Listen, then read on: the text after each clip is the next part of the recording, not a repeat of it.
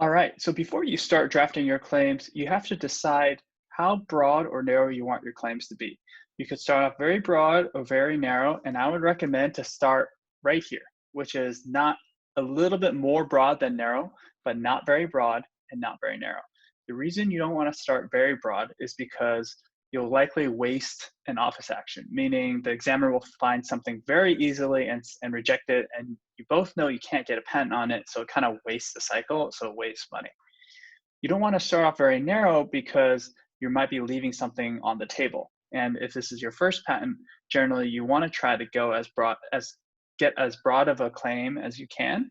And generally over prosecution, it's way easier and cheaper to go start off broad and get narrow over time, as opposed to start off narrow and then getting more broad over time. So let's talk about an example where I talk through the various possibilities of going from broad to more narrow. So this is the slide to unlock patent. This is a very famous patent. This is what Apple used to sue Samsung in their big epic patent litigation, where Apple eventually won $500 million. And I'll just go through it very quickly so everybody's on the same page. If you don't remember, slide to unlock was, I don't have it on this phone anymore, but essentially it's when you slide across a screen, you can unlock your phone. Nowadays they have Face ID, but back then slide to unlock was quite popular and probably still is quite popular in a lot of phones. So what it is, essentially, this is the claim that won the $500 million. So you see they detect a contact, then you continuously move an unlock image, and then eventually you unlock the device if the image reaches a certain position. That's essentially what this claim says. So there are three main elements here. Now, for Apple to win, they have to prove that Samsung practices every single element and every single word in this claim. So every word here matters. So here's an example of a broad version of this claim. Let's say, imagine you're the drafter of this patent and you want to start something off with the patent office. So you know what your invention is, it's the slide to unlock, but you want to start off with something broad. So you could do something like this. You could say detecting a contact with the touch sensitive display at a first predefined location, and then unlocking the handheld device.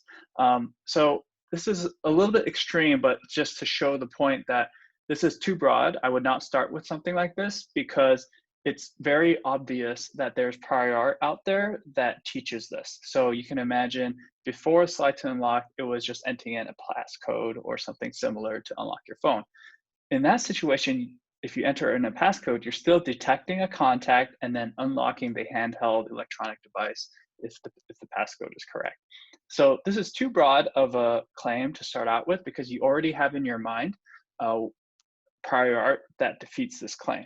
So you don't want to start off too broad because then the examiner will send back an office action with the art that you already know and he already knows or she already knows, and you'll have wasted a cycle. Instead, what you want to do is start off with something that is essentially teaching your invention, but not too broad. So this is the initial version of the patent that resulted in 500 million. So the crossed out words are the words that were added over time to get this patent allowed. So when Apple first filed for this case, they only had the non-crossed out words and they filed that. And over time, because of prior art that the examiner found, Apple decided to add these words. So as you can see, in the initial version, they essentially capture their invention, but they don't make it so narrow as to what the kind of cross out words they eventually had to get this allowed. So again, to summarize, it's important to decide where on the spectrum you want to be regarding breadth or being narrow. You do want to include some details, enough details for it to be a plausibly allowable claim, but you don't want to be too broad and you don't want to be too narrow.